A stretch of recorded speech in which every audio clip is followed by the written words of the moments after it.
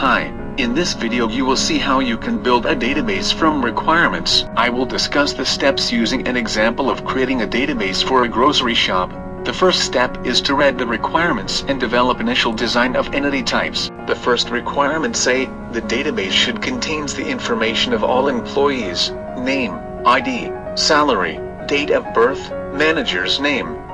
These requirements guide us to an initial entity design like this. The ID here is a key attribute. The next requirements say that a table should contain info about discount vouchers, coupon ID, customer name, amount, expire date, seller ID, item ID. The entity design will be something like this, and the coupon ID is the key attribute. The third requirement says, the database should keep track of items info like barcode, item name, quantity, price, seller ID, frozen, type.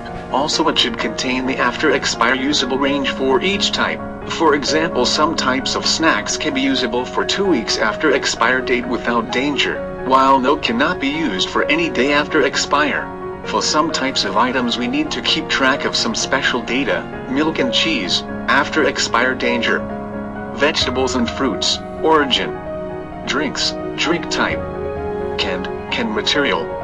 Snacks, diet. Meat type. Now we will work on the first part of this requirement. We will delay the part of type special data to a later step. The info about items entity guide us to this design. For tracking of after expire time ranges we will create for it a new entity with this design.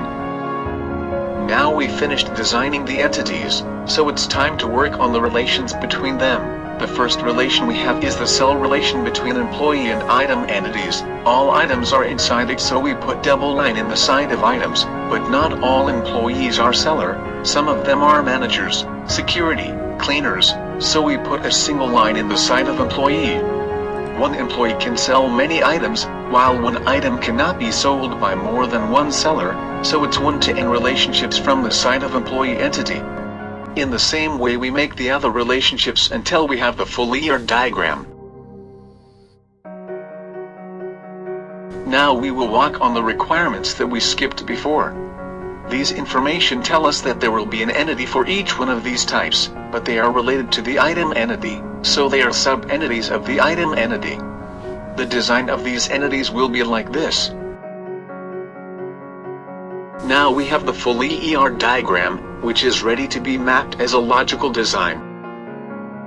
Mapping conceptual design to a logical design is an easy step. We need to represent the entities with the relations between them.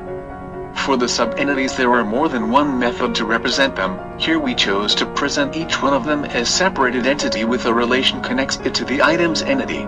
Now we finished designing the database. Review everything and see if it needs design refinement or not. Then it's ready to apply it in any database management system.